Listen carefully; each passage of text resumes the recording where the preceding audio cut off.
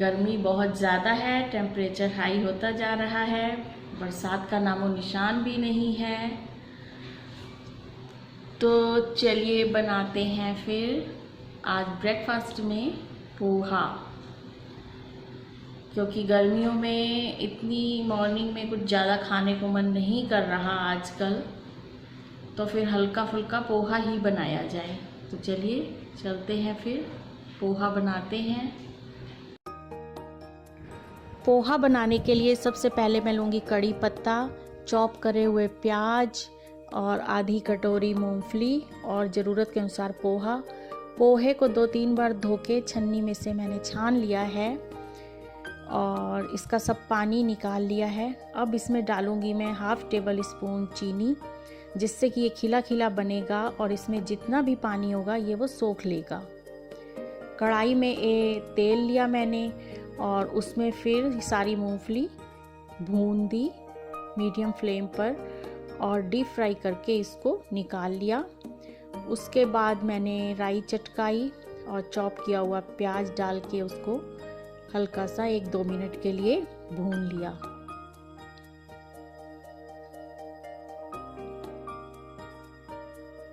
उसके बाद कड़ी पत्ता डाला। कड़ी पत्ता पहले नहीं डालना होता, नहीं तो जल जाता है। और फिर उसमें नमक, हल्दी, मिर्च अपने स्वाद अनुसार डाल के और उसको थोड़ा सा भून लेना है। साथ में डालना है मैगी मसाला, इससे टेस्ट उसका बहुत ज़्यादा आ जाएगा।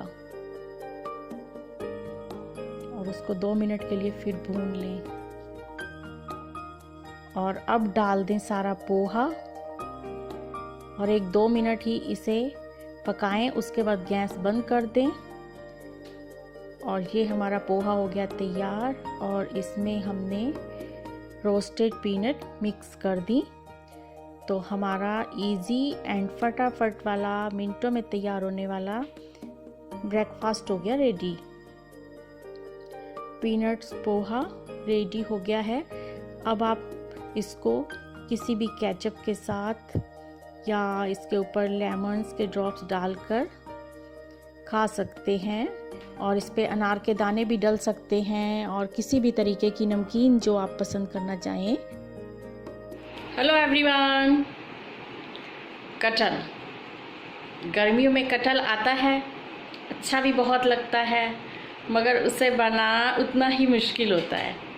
आज मैं बनाने वाली हूँ कटहल, क्योंकि मेरे बच्चों को बहुत ज़्यादा पसंद है और उनकी फरमाइश पर ही आज कटहल आया है, जिसे मैं बनाऊंगी। चलिए आप भी आइए मेरे साथ किचन में और देखिए कैसे बनता है पंजाबी स्टाइल में कटहल। ये मैंने एक कटहल मंगवाया है 1 किलो और अब मैं इसको छील काट लूँगी। इसको 3 तरीके में छीला काटा जाता है।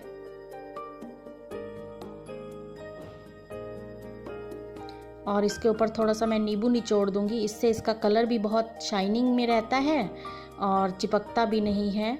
इसको मैंने कट कर लिया है, गुठलियाँ अलग और इसके लच्छे अलग। गुठलियाँ इस बार इसकी बहुत टाइट आई हैं तो छिली नहीं जा रही, इसीलिए मैं इन्हें डीप फ्राई ही कर लूँगी। अब मैंने सरसों का तेल इस काली कढ़ाई में गरम करके रखा है और अब उसमें सबसे पहले मैं गुठलियाँ तल लूँगी फुल फ्लेम पर ही। और उसके बाद सारा का सारा कटहल बैचेज़ में मैं डीप फ्राई कर लूँगी। इसको ज़्यादा देर तक नहीं डीप फ्राई करना होता, नहीं तो ये जल जाता है और बहुत जल्दी जल्दी में ही ये डीप फ्राई हो जाता है। अगर ज़्यादा देर तक इसको हम डीप फ्राई करेंगे तो ये काला हो जाएगा और बहुत ज़्यादा क्रिस्पी हो जाएगा।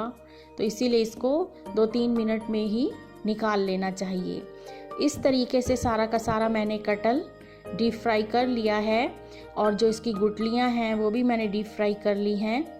और कुछ इस तरीके से अब इसको मूंगफली की तरह छील कर मैं इसका छिलका अलग कर लूँगी और इसको चक्कू से बहुत अच्छे ढंग से ये अब काट भी लूँगी और इसका टेस्ट बहुत अच्छा आता है। इसको ऐसे भी बादाम की तरह खाया जा सकता है।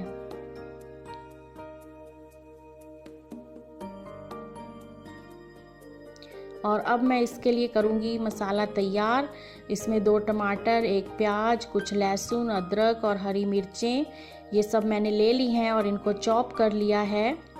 और एक अब कढ़ाई में मैंने 1.5 कड़छी ऑयल लेकर और इसमें सारा मसाला चॉप करा हुआ डाल दिया है और उसको अच्छे तरीके से भून लिया है। और उसमें नमक, मिर्च, हल्दी, धनिया पाउडर ये सब मीडियम फ्लेम पर भूनना है। और तब तक इसको भूनना है जब तक का इसका ऑयल सेपरेट ना हो जाए। और तब तक हमारे भी बहुत सारे पसीने निकल जाते हैं, क्योंकि ये सब्ज़ी जितना टाइम लेती है, जितने हमारे पसीने निकालती है, उतनी ही टेस्टी बनती है। और इसका मसाला हो गया रेडी। तो इसमें गुठलियों समेत जितना भी हमारा फ्राई करा हुआ कटहल होता है वो इसमें डाल देते हैं। और फिर मैं इसको अच्छी तरह हिलाकर और ढककर 10 मिनट के लिए मीडियम फ्लेम पर पकने के लिए छोड़ दूंगी। और बीच बीच में इसको खोल खोल के हिलाते चलाते भी रहना चाहिए। पता चले हम दूसरा काम करने लग गए और ये सारा जल गया। इसीलिए बीच बीच में इसकी तरफ भी ध्यान देना बहुत ज़रूरी है, क्योंकि सब्जियां भी नाराज़ हो जाती हैं अगर हम ध्यान ना दें तो। इंसानों की तो बात ही क्या है। इसीलिए अपने रिश्तों को भी हमें बहुत ज़्यादा संभाल के रखना चाहिए। और ये कटहल मेरा अब पक चुका है, क्योंकि 10 मिनट हो चुके हैं और इसका सारा पानी भी सूख गया है। और बहुत टेस्टी लाजवाब कटहल बना है। और हमारे घर में तो इसको 2 टाइम ज़रूर खाया जाता है। जब भी मैं कटहल बनाऊं तो आप भी बनाइए और खाइए किसी भी चपाती के साथ।